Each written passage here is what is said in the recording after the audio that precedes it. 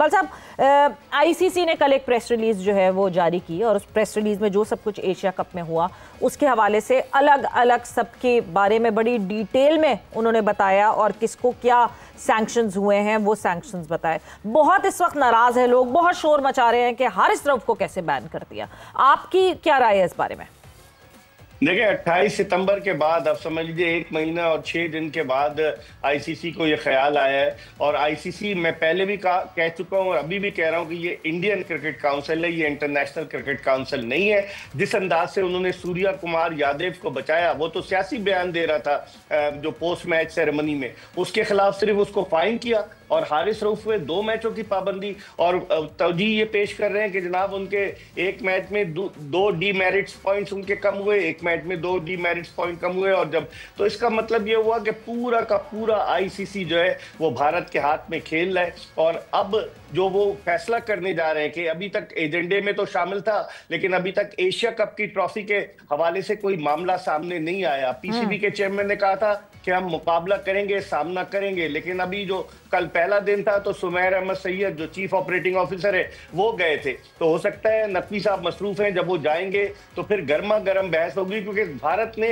अपनी लॉबी इतनी तगड़ी की हुई है, सवेरा सारे अरकान उसके साथ मिले हुए और पैसा बोलता है। अब आप अंदाजा लगाएं, ओमान जैसा एशियाई मुल्क जो कि खेला T20 वर्ल्ड कप, वो भी भारत की झोली में जाकर गिर गया है। मुत्तहिदा अरब अमारात से तो खैर उनके पहले से ताल्लुकात है, सिर्फ हमारे साथ एक बांग्लादेश बचता है जो अपने सियासी हालात की वजह से पाकिस्तान की तरफ आ गया है। बाकी चाहे इंग्लैंड हो, ऑस्ट्रेलिया, न्यूजीलैंड, साउथ अफ्रीका, ये सारे के सारे भारत की तरफ टिल्ट हैं। तो अब देखें 4 रोजा इजलास है, 7 तारीख को जब ये खत्म होगा तो क्या प्रेस रिलीज इशू होता है, एशिया कप की ट्रॉफी का मामला किस सम में जाता है, क्या ट्रॉफी दी जाती है, नहीं दी जाती। और जो भारतीय मीडिया थ्रेट कर रहा था कि पीसीबी के खिलाफ एक्शन होगा, पीसीबी के चेयरमैन के खिलाफ एक्शन होगा, भारत शिकायत करेगा, क्या गुब्बारे से हवा निकल जाएगी? खाली ये सिर्फ कहने की बातें या इस पर कोई अमल भी होगा? बिल्कुल अमल तो देखना पड़ेगा, मगर कभी कभार ऐसा लगता है इकबाल साहब ये सब मिलके जो है ना आवाम को बेवकूफ़ बना रहे हैं। आवाम ही बेवकूफ़ बन रही है, बिकॉज इतना बड़ा फियास्को होता है एशिया कप में,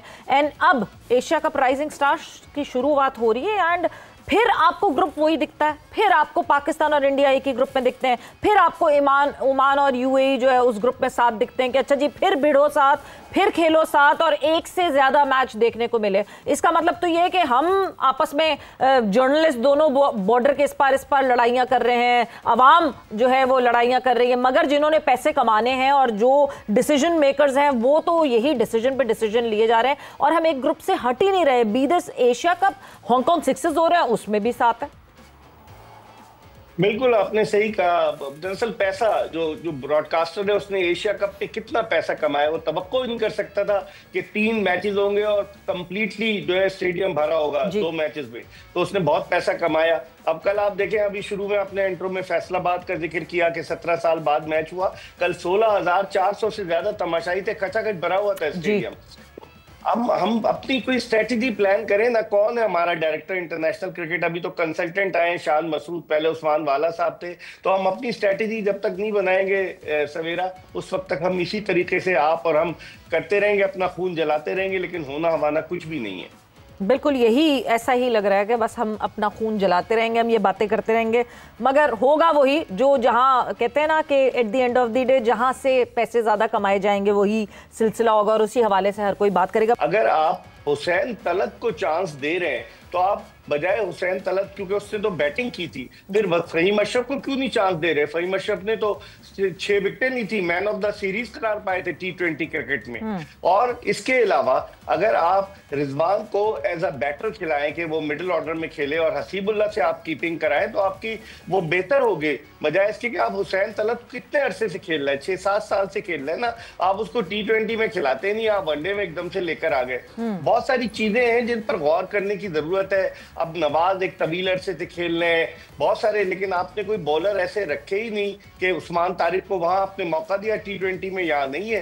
तो बहुत सारी ऐसी चीजें हैं कि जिन पर काम कर सकता है पाकिस्तान क्रिकेट बोर्ड, इनकी सिलेक्शन कमेटी, क्योंकि आप जब तक लड़कों को मौके नहीं देंगे, आप जीतने के चक्कर में जाएंगे कि बस जीत जाए और फिर खुशी के पैगामात हम हर साल करना शुरू कर दें, टीम को मुबारकबाद देना शुरू कर दें, ऐसा नहीं होगा। इनको खिलाना पड़ेगा रोटेशन बेसिस पर। या तो ये फिर मेरे ख्याल में कल ये चेंज चेंज नहीं करेंगे कि सीरीज जीत जाए और सीरीज जीतने के बाद जो 8 तारीख का आखिरी वनडे उसमें मौका दें, लेकिन कल इन्हें कुछ न कुछ तब्दीली जरूर करना पड़ेगी। इकबाल साहब, सीरीज जीत जाए, ये एक बहुत इंपॉर्टेंट आपने बात की, सीरीज जीत जाए। कल हमें जीत मिली, पर उस जीत से हमने क्या हासिल कर लिया? एक जीत तो जरूर आई, आपके नाम पे आ गई, हाँ जी, साउथ अफ्रीका को 17 साल बाद हमने फैसलाबाद में खेला और ओडीआई पहला जो है हमने साउथ अफ्रीका को, वॉट एवर जो भी साइड थी, जिस तरह की इनएक्सपीरियंस साइड थी उनकी, उनको हरा दिया। मगर हमने इस एक आधे मैच से हासिल क्या कर लिया? देखिए, इससे तो आपको पता ही चल गया कि आपका मिडिल ऑर्डर वीक है, क्योंकि 105 पे तीसरी विकेट गिरी थी बाबर आजम की, फिर 91 की जो पार्टनरशिप हुई वो ले आई पाकिस्तान को मैच में, 196 फॉर 3 थे। और उसके बाद जब रिजवान आउट हुए और फिर उसके बाद धड़ाधड़ आपके बैट्समैन आउट होना शुरू हो गए, तो ये बात तो क्लियर हो गई कि आपके मिडिल ऑर्डर में कोई स्टेबिलिटी नहीं है, कि मिडिल ऑर्डर आपका मुस्तहकम हो, मिडिल ऑर्डर आपका हमेशा कलेक्ट कर जाता है, चाहे वो T20 हो, चाहे टेस्ट क्रिकेट हो, चाहे वनडे क्रिकेट हो। तो आपको इसमें स्टेबिलिटी लानी होगी। सलमान अली आगा ने माना रन्स किए और टीम को फतह से हमकिनार कराया, लेकिन नंबर्स का भी तो मसला है कि कौन किस नंबर पर खेलेगा सवेरा। ये भी तो बड़ी प्रॉब्लम है कि क्या रिजवान चौथे नंबर पर खेलेंगे, क्या सलमान अली आगा 5वें नंबर पर खेलेंगे। बहुत सारे सवालात हैं, ये तो आपकी जो टीम मैनेजमेंट है उसको डिसाइड करना होंगे। और टीम मैनेजमेंट का टिल्ट किस तरफ है? लोग ये कहते हैं कि जिस फ्रेंचाइज से वाबस्ता रहे माइक हैसन, वो उन्हीं के खिलाड़ियों को, चाहे वो अभी खेल रहे हैं उस फ्रेंचाइज में, चाहे माजी में खेलते रहे, उन्हीं को प्रेफरेंस दे रहे हैं। ये बड़ी ज्यादती है। पाकिस्तान में क्रिकेट जो है वो सबका पैशन है, और पाकिस्तान में जो क्रिकेटर्स हैं वो हर टीम के क्रिकेटर सब जलाली झंडे की सरबुलंदी के लिए खेलते हैं। तो मेरे ख्याल में इस बायसनेस से आपको निकलना होगा। बिल्कुल, बायसनेस से तो निकलना होगा। बट हाफिज साहब, हम तो फॉरेन कोच लेकर इसी वजह से आते हैं कि फॉरेन कोच बायस नहीं होता, फॉरेन कोच मेरिट पे डिसीजन लेता है। ये पाकिस्तान में आते ही फॉरेन कोच फॉरेन क्यों नहीं रहता और हमारे जैसा क्यों हो जाता? देखिए, मदाखलत है ना, आपका एक काम करने का तरीक़ाकार होता है, आपकी कुछ हुदूद व क़यूद होते हैं कि आपने ये करना है। जब आप फ़ॉरेन कोच को कहेंगे जी कि सिलेक्शन कमेटी में भी तू है, जब वो ये कहेगा जी आपके कप्तान का तयन भी मैंने करना है, आपके फ़लाँ कामों का भी, आपके कैंप्स भी मैं डिज़ाइन करूँगा, ये काम भी मैं करूँगा, तो फिर बाकी सबको घर भेज दें। अगर सब कुछ ही फ़ॉरेन कोच ने करना है, कोच को आप एक तरीक़ाकार देते हैं कि ये आपके करने के काम है, हाई परफॉर्मेंस लेवल पर रहते हुए, और आपने वहाँ पर करने हैं, ठीक है। ये आपके पास फारिग वक्त में हमारे खिलाड़ी जो डेवलपमेंट स्क्वाड्स के हैं या फिर आपके शाहीन्स के हैं, जब आप फारिग वक्त होंगे उनके साथ कर लें। तो जब आप सब कुछ घुसा देते हैं ना, कोच भी क्या करे, एक तरफ से फ़हीम अशरफ आ रहा है, एक तरफ से हसन अली आ रहा है, एक तरफ से हसन नवाज़ आ रहा है, एक तरफ से हुसैन तलत आ रहा है। तो जब वो देखता है कि यार ये सब लोग तो कॉम्प्रोमाइज़ हैं, हर जगह पर आप देखें कि मसलियत का शिकार हैं, तो वो जैसा देश वैसा भेस, वो वैसा हो जाता है। इसमें कौन सी अनहोनी और अचंभे की बात है? इस लाया क्यों गया है ना? क्या पाकिस्तान टीम का गैर मुल्की हेड कोच मसाइल का हल है? नहीं है।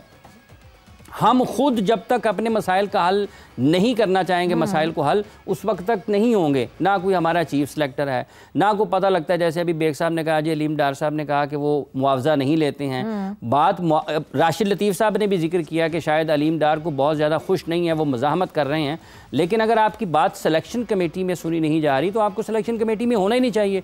आप ऑब्वियसली आप अपना नाम, आपने अपनी एक रिस्पेक्ट आपकी होती है, और ये पूछ लें, हो सकता है चेक कर लेना चाहिए कि जिन अंपायर के बारे में उन्होंने रिकमेंड किया था कि आप पाकिस्तान क्रिकेट बोर्ड ने उनकी तरक्की और तनज़्ज़ुली की है या नहीं की है, जो उनका बुनियादी काम है, जो बुनियादी शोबा है, जो कोर उनका, हाँ, जिसमें उनकी महारत सारी जिंदगी उसी में गुजरी है। सो ये कुछ भी ठीक नहीं होने वाला फौरी तौर पे। जब तक ये खुद ठीक नहीं होंगे, उस वक्त तक ये ऐसे ही इन्होंने क्रिकेट को तबाह करना है। चल रही है, कुछ हल्का हल्का बीच में से खिलाड़ी अच्छा आते हैं, खेल जाते हैं। हम बिल्कुल, ये हालात तो बिल्कुल इसको सही करने की ज़रूरत है। मगर अब जैसे कल हमने दूसरा ओडीआई खेलना है, 196 फॉर 4 से लेके 67 रन्स रह गए थे, 68 रन्स रह गए थे कि हम टोटल चेस कर पाते। हम वो आखिर तक ले गए। क्या ये एक पॉइंट है जहाँ पे हमें बार बार बैठ के सोचना पड़ेगा कि हमें किस तरह एक अच्छी डोमिनेंट जीत हासिल करनी है? हुसैन तलत जब आया ना बैटिंग के लिए, उसकी बैटिंग देखें जी, उसकी बैटिंग देखें। सलमान अली आगा आउट हो, इतनी इजी कंडीशंस थी और बिल्कुल सीधा था मैच, और उस वक्त में भी उसने जिस अंदाज से बैटिंग की है, यार आपसे रन्स ही नहीं हो रहे। जब आप डर डर के आपका एज लगेगा, आप कभी इधर लग जाएगी कभी उधर लग जाएगी, तो जब आप इतना शेकी खेलते हैं ना तो दूसरी एंड पे खड़ा बैट्समैन वो वैसे ही उसके दिमाग में आता है यार ये पता नहीं अचानक से हो क्या गया है। जब रिजवान बैटिंग कर रहे थे और सलमान बैटिंग कर रहे थे, रन इजीली क्यों बन रहे थे? फ्री फ्लो में स्किल का फर्क है आपकी, और ये वो जगह है जिस नंबर पर आपने हुसैन तलत साहब को खिलाया है।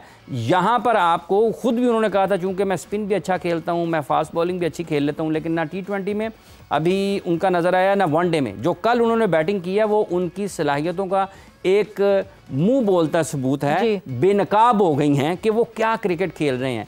तो ये नंबर इससे ज़्यादा बेहतर बैट्समैन को वहाँ पर होना चाहिए।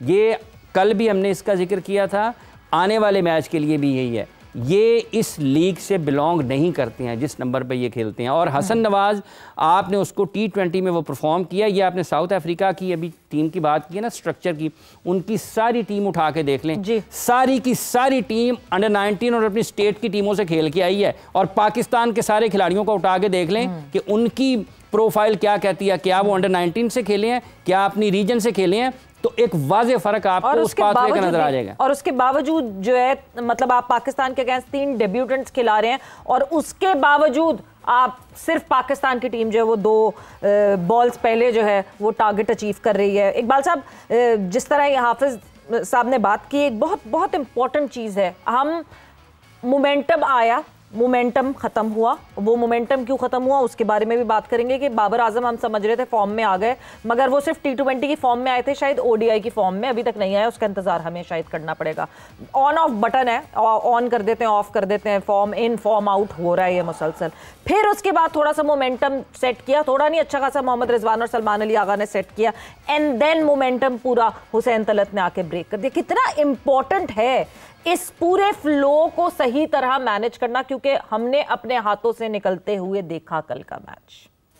नहीं, आपका मिडिल ऑर्डर में बैटिंग में मैं वही फिर घूम फिर के आता हूँ कि उसमें आपने नंबर्स नहीं लोगों के सही किए हुए। और हाफिज साहब जो कह रहे बेनकाब, तो नकाब कौन पहनाता है? इनसे पूछे ना कि बेनकाब करने के लिए तो ठीक है, लेकिन नकाब कौन पहनाता है? नकाब खुद ब खुद तो पहन के नहीं आ जाते, कहीं ना कहीं से उनको सपोर्ट है, कहीं ना कहीं से उनको पुश है, जिसकी वजह से ये लड़के पाकिस्तानी टीम में आते हैं ना। सारा मसला इसी बात का है। लेकिन अब आप देखें कि आप टेस्ट मैचेस का देख लें सवेरा, कि आपकी जो लोअर ऑर्डर बैटिंग थी वो किस बुरी तरीके से नाकाम हुई। 17 रन पे 5 विकेटें, 16 रन पे 5 विकेटें, और यही कुछ आप देखने को मिल रहा है आपको T20 में, वनडे में भी।